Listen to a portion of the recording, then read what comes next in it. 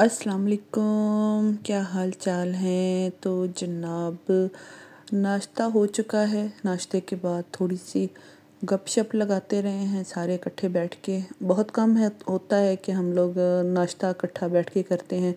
आज by chance बच्चे भी उठ गए हैं और सब ने इकट्ठा ही बैठ के नाश्ता किया है।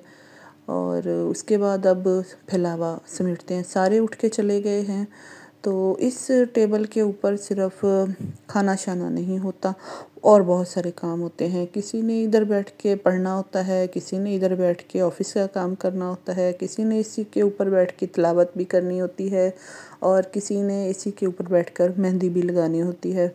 मरियम को इधर बैठकर मेहंदी लगाना बहुत अच्छा लगता है कि हाथ जो है ना उसके काबू में आ जाता है। बहरहाल ये टेबल बहुत सारे कामों के लिए मुख्तस हो चुका है। और मैं सिर्फ चाय ली थी और अब पराठा जो है ना चेक कर रही हूँ। अच्छा, ये सिर्फ मेरी ही आदत नहीं है, आप भी बताइएगा। आप में से कौन सी माएँ हैं जो नाश्ते के टाइम पर नाश्ता नहीं करती हैं और जो बच्चों का बच्चा होता है वो नाश्ता करनी। मैंने सुना है कि बहुत सारी जो है ना, मैं अक्सर माँओं से सुनती हूँ, आपस में बातचीत कर रहे होते हैं तो ये स्कूल के टाइमिंग पर ये काम बहुत हो रहा होता है कि भागम दौड़ में हम लोग अपना नाश्ता नहीं करते हैं और जो बच्चों का कभी पराठा या कभी टोस्ट या सैंडविच बचा होता है तो फिर मैं वही खाती हूँ। आज भी मैं पराठा चेक कर रही हूँ। आलू वाले पराठे बनाए थे तो मैं देख रही हूँ कि कैसे बने हैं और एक वाला लिया है, बाकी चीज़ें समेट ली हैं। और उमर जो है वो मेरा बच्चा, फ्रूट का बहुत ही ज़ोर है, इसको काट कर देना पड़ता है। जो बच्चों के पापा है ना, ये फ्रूट काटने की ज़िम्मेदारी इन्हीं की होती है। बहुत ज़्यादा जो है ना यही फ्रूट काट कर देते होते हैं। मैं नहीं काटती होती हूँ, मैं सिर्फ खाना बनाती हूँ या कभी चाट वगैरह बना दिया। तो इनको मैंने बताया कि उमर ना काफ़ी देर हो गई है, इसने कोई फ्रूट नहीं खाया है। मतलब कितने दिन निकल जाते हैं, मैं कामों में बिज़ी होती हूँ तो इसका फ्रूट रह जाता है। बाकी बच्चे तो चलो फ्रिज में से निकाल के कभी ना कभी इनके पापा भी काट कर दे देते हैं। तो अभी मैंने उमर को पकड़ा है, मैंने कहा चलो इसको ख़त्म करो। और उसके बाद अभी काटते हुए मुझे याद आया कि मैंने चने की दाल भिगो के रखनी है, आज बनाना है। कल सब्ज़ी आई थी, सब्ज़ी में आए हैं बड़े कद्दू जो होते हैं लंबे वाले। और फिर मैंने सोचा था कि आज चने की दाल और कद्दू मिक्स करके बनाऊंगी तो बहुत ही मज़े के बनते हैं। दाल अक्सर मैं चुन के ही रखती हूँ या साफ़ सुथरी दाल ही पैकेट में जो आती है ना वही है।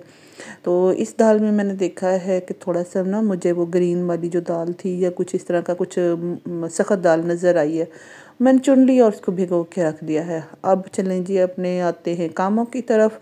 अंदर से आजकल सब कमरों में से खिलारा जो है ना वो कम ही होता है। एक कमरा तो बिल्कुल ही फ्री होता है, दूसरे कमरे में जो जिस कमरे में एसी चला होता है सारे उसी में सोए होते हैं तो फिर उसी कमरे में भाग जाते हैं। तो जो है वो लाउंज में डस्टिंग वगैरह हो रही है और सारा काम ना इसी हिस्से में ज़्यादा हो रहा होता है। तो पहले डस्टिंग कर लेते हैं और फिर उसके बाद बाकी काम करेंगे। स्प्रे मैंने आपको पहले बताया हुआ था, ये किया मैंने, बनाया हुआ है। एक तो इससे मक्खियाँ कीड़ियाँ और जो है सफाई बहुत ही अच्छी हो जाती है। ये मैंने आपके साथ पहले भी ना इस स्प्रे की जो रेसिपी है वो शेयर की हुई है तो बहुत ही आसान है, बना के रख लें तो अच्छी बात है। फिर उसके बाद जनाब, हमज़ा जो है ना ये फ़ुटबॉल का प्लेयर है और अक्सर ही इसके ना इस अंगूठे के ऊपर कोई बच्चा चढ़ जाता होता है। हालांकि ये जो फ़ुटबॉल वाले शूज़ होते हैं वही पहन के खेलता है, लेकिन फिर भी कुछ ना कुछ अभी इसके अंगूठे के साथ मसला हो जाता है। तो इसको फिर जो है वो मैंने गरम पट्टी मूव लगा कर तो गरम पट्टी बांध दी है। और अभी इसने इतना शोर डाला हुआ था कि बस मम्मा बहुत तीव्र चीखें निकल रही हैं, तो ये हो रहा है तो वो हो रहा है। पहले गर्म पानी के साथ मैंने इसको कुछ टकाया कि खुद ही टकोर कर लो, लेकिन नहीं, जब तक माँ का हाथ नहीं लगेगा तब तक वो ठीक नहीं होगा। तो फिर मैंने इसके ना वो गर्म पट्टी बांधी, अभी कुछ देर बाद जे मैं खाना बना कर जाऊँगी बाहर तो पट्टी उतरी होगी और वो भागम भाग कहीं निकल भी चुका होगा।